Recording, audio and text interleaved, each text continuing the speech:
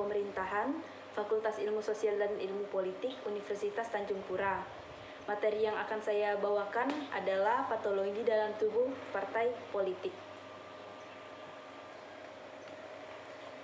Patologi politik dalam pelaksanaan otonomi daerah memberi pengertian keterlibatan birokrasi daerah dalam membentuk afiliasi politik yang ada di daerah, partai, dan elit politik daerah, baik itu secara etika politik dan etika kepegawaian negeri sipil, itu tidak bisa dibenarkan.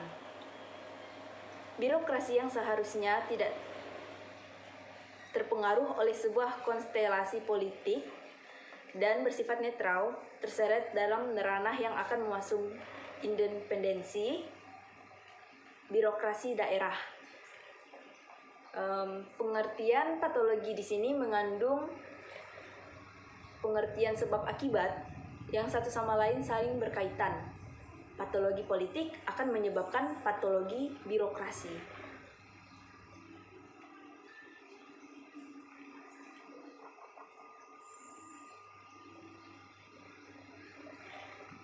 Penyakit politik ini ternyata berkembangnya cukup pesat dan beranak pinak. Paling tidak ada beberapa penyakit politik dagang sapi yang cukup dikenal dengan istilah transaksional politik atau politik transaksi atau janji-janji atau kesepakatan antar politikus atau juga konstituen dan lain-lainnya. Sehingga para pengusaha yang berdiri di belakang sebagai penyandang dana yang juga mempunyai tujuan terselubung. Pada sisi lain ada juga abuse of power. Ini adalah penyalahgunaan kekuasaan. Hal ini kerap terjadi, terlebih jika kontrolnya lembek. Celakanya, saat ini anggota DPR yang terhormat ditenggarai meminta anggaran pada menteri untuk menyalurkan sendiri dana bantuan sosial kepada rakyat di dapil mereka masing-masing.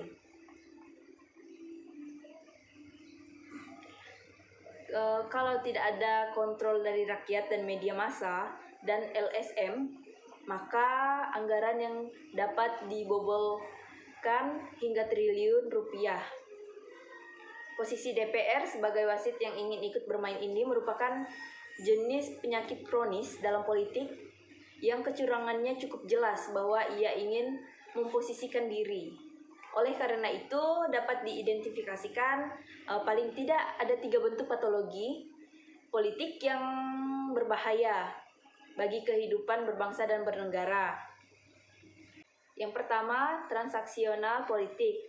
Romo Beni Sutio menengarai bahwa tumbuh dan berkembangnya politik transaksional disebabkan karena tersumbatnya komunikasi politik para pemimpin, kepentingan rakyat tidak diakomodir, para pemimpin asik masuk dengan jabatan mereka masing-masing, sehingga menimbulkan pola pikir individualistis.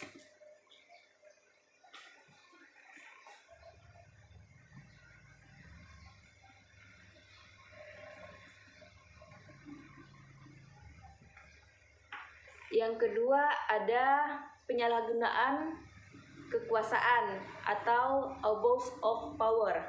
Nah, penyalahgunaan kekuasaan seringkali muncul pada para pemimpin yang arogan, sombong, dan menentang.